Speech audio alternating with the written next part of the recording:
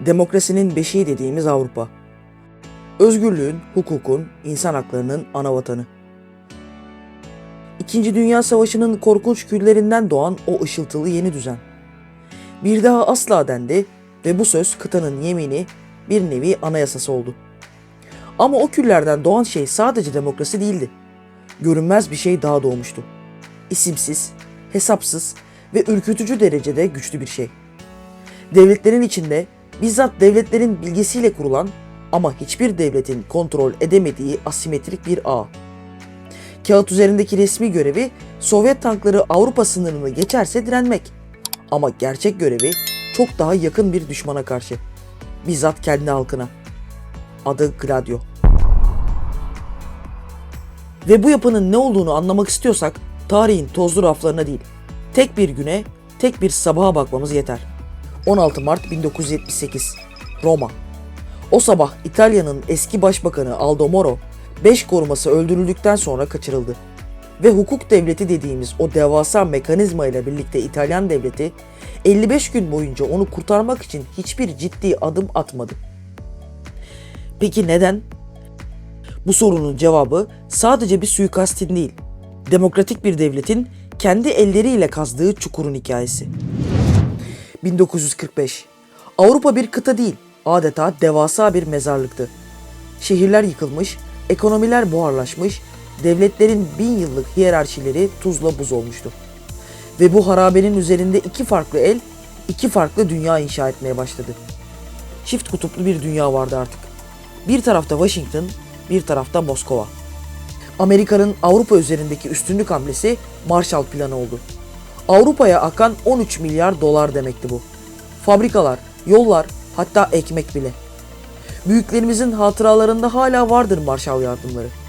Annem okulda kendilerine süt tozu dağıtıldığını anlatırdı mesela. Ülkelere yapılan harika bir jestti görünürdü. Ama aynı zamanda sert de bir mesajdı. Bu parayı alan ülkeler Sovyet etkisine kapılarını tamamen kapatacaktı.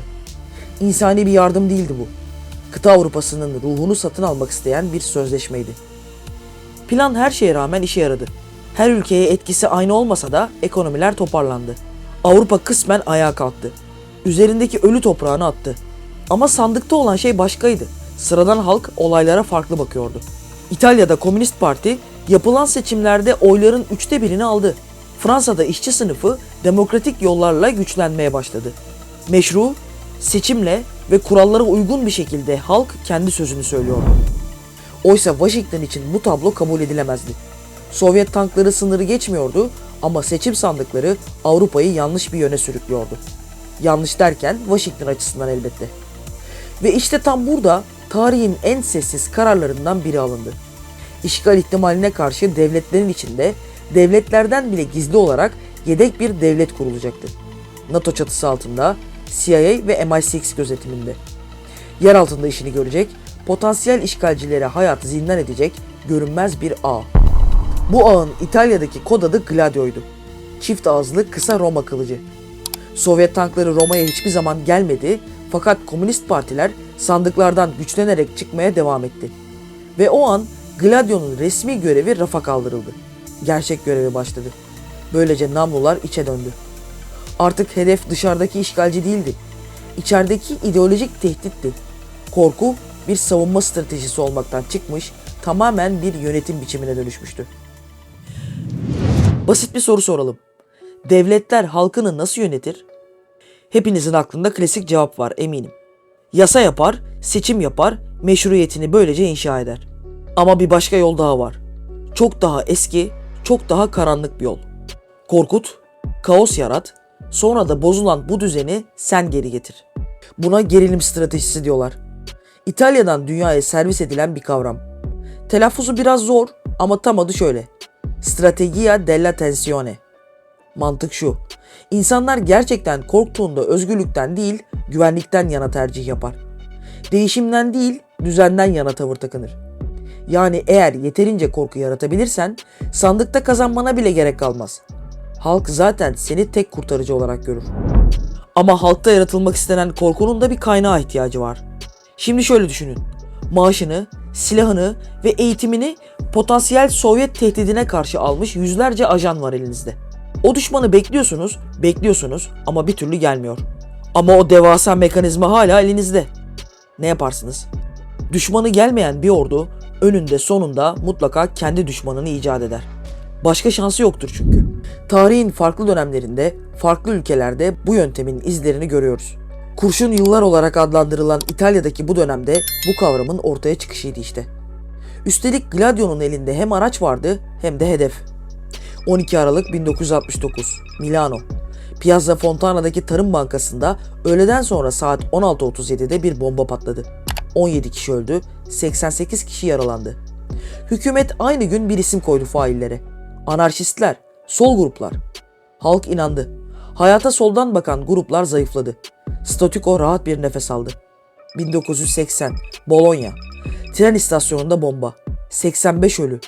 İtalya'nın barış dönemindeki en kanlı saldırısı. Yine aynı refleks, yine sol hedef. Ama yıllar sonra o tozlu adliye koridorlarından sızan belgeler bambaşka bir tablo ortaya koydu. Ama bunu anlamak için yıllara ihtiyaç vardı. Bombayı patlatan el aşırı sağcı bir militana, o militana patlayıcıyı veren el gizli servise, o gizli servisi fonlayan el ise Gladio'ya uzanıyordu. Bir hata yapılmış ya da yanlışlıkla yanlış kişileri yakalamış değillerdi. Bu bir yöntemdi. Toplumun zihnine sol eşittir kaos denklemini kazımak istediler. Gerilim stratejisi işe yarıyordu.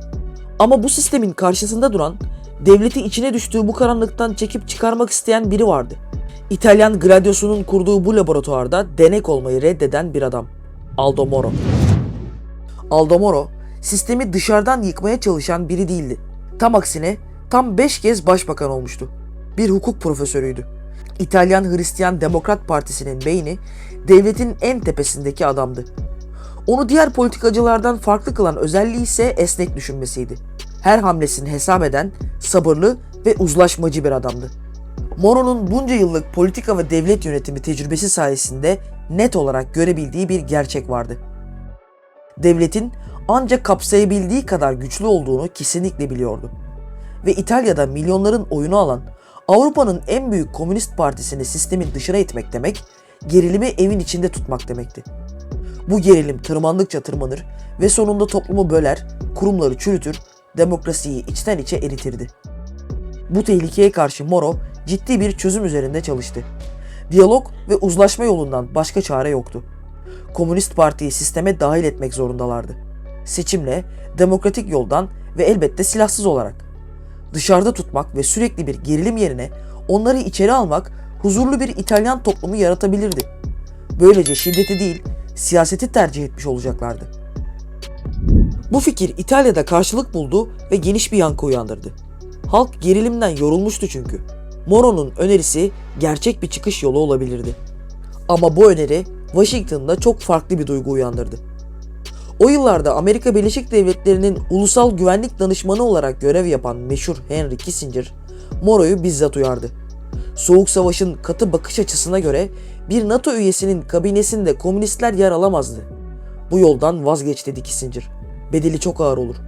Fakat Moro, İtalya'nın iç siyasetinde sadece İtalyanların kararlarının geçerli olduğunu belirterek planına devam etti. Gerçekten de bazı uzlaşmalar savaşlardan daha tehlikeli. Çünkü bir merminin nereden geleceğini az çok bilirsiniz. Ama barış dönemlerinde kimin ne yapacağını asla kestiremezsiniz. 16 Mart 1978'de Aldo Moro'nun tarihi uzlaşması parlamentoda oylanacaktı. Ve tam o sabah Moro'nun konvoyu Roma sokaklarında pusuya düşürüldü. 5 koruması öldürüldü. Moro ise kaçırıldı. Sistem kendisini esnetmeye ve dönüştürmeye çalışan ve aklı fazla çalışan bir parçasını ortadan kaldırmaya karar vermişti. 55 gün Roma'nın göbeğinde ses yalıtımlı küçücük bir odada bir adamın sadece kalem ve kağıtla hayata tutunmaya çalıştığı tam 55 gün. Aldo Moro o küçücük odadan tam 86 mektup gönderdi. Ailesine, partisine, aynı zamanda yakın arkadaşı da olan Papa 6. Pole. İlk mektuplar umutluydu. Devletin kendisini oradan çekip çıkaracağına dair bir inanç vardı içinde ve bu umut satırlarına yansımıştı. Ama günler haftalara, haftalar aylara döndükçe satırların dili değişti. O umutlu satırlar yerini her şeyi idrak etmiş bir adamın ağırbaşlılığına bıraktı. Kızıl Tugayların isteği cezaevindeki üyeleriyle Aldo Moro'nun takas edilmesiydi. Ailesi umutsuzca hükümet üyelerinin kapısını çaldı. Papa yakın dostu için fidye ödemeye hazır olduğunu kamuoyuna açıkladı ve Moro'nun bırakılması için resmen yalvardı. Karısı Eleanora devletin birimlerine defalarca başvurdu. Fakat her birinin karşısında duvar gibi örülen tek bir yanıt vardı. Asla müzakere yok. Yapılan resmi açıklamalarda gerekçe makuldü. Teröristlerle pazarlık yapılırsa her örgüt bundan pay çıkarır, her önüne gelen bir devlet adamını kaçırmaya kalkar. Ama bir de madalyonun öteki yüzü var. Moro serbest kalsaydı ne olurdu? O hücrede geçirdiği 55 gün boyunca eminim çok şey düşünmüştü. Devletin karanlık yüzünü bilen bir adamdı.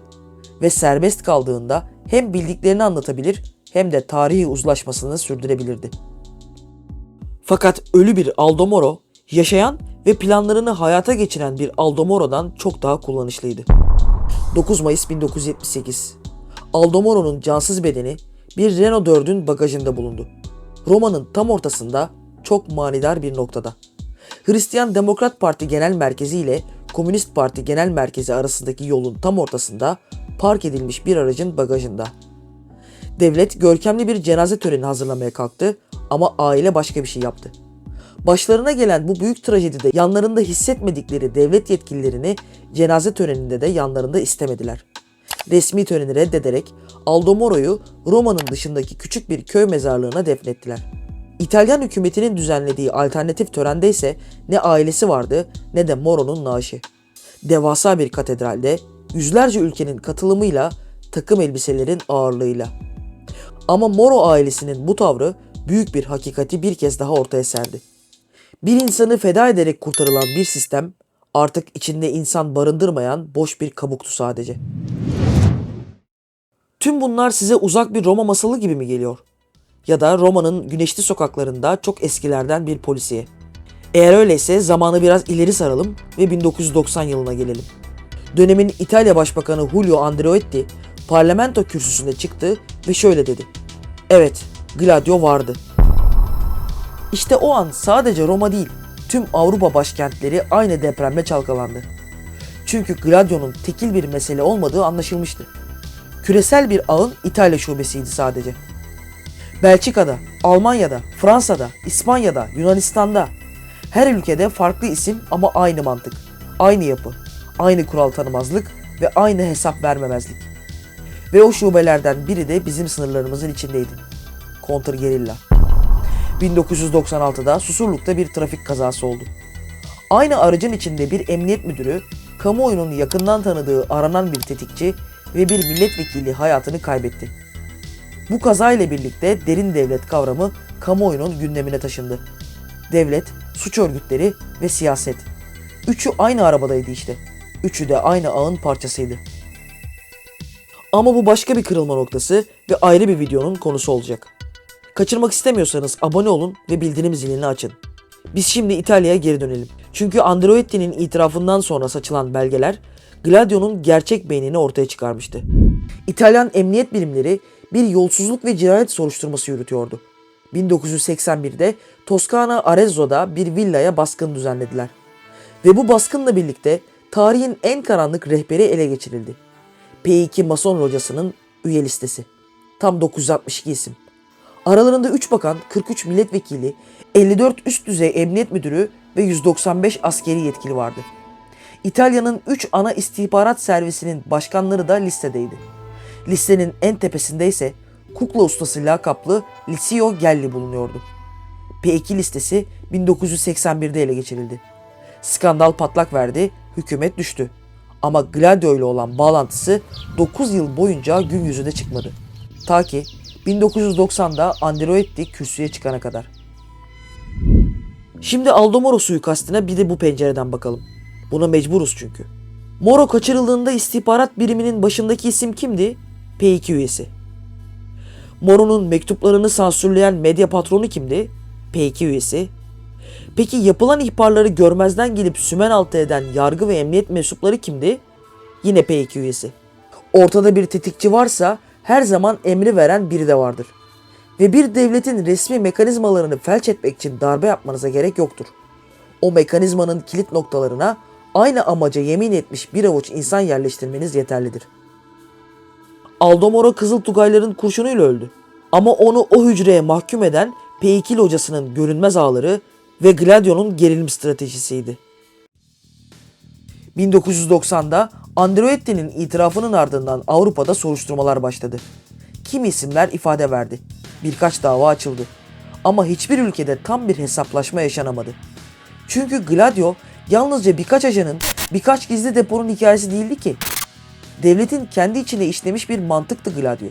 O mantığı yargılamak da sistemin kendi kendisini yargılaması anlamına gelecekti ve bunu hiçbir sistem yapmaz. İşte asıl soru burada ortaya çıkıyor. Devletler vatandaşlarıyla görünmez ama güçlü bir sözleşme yapar.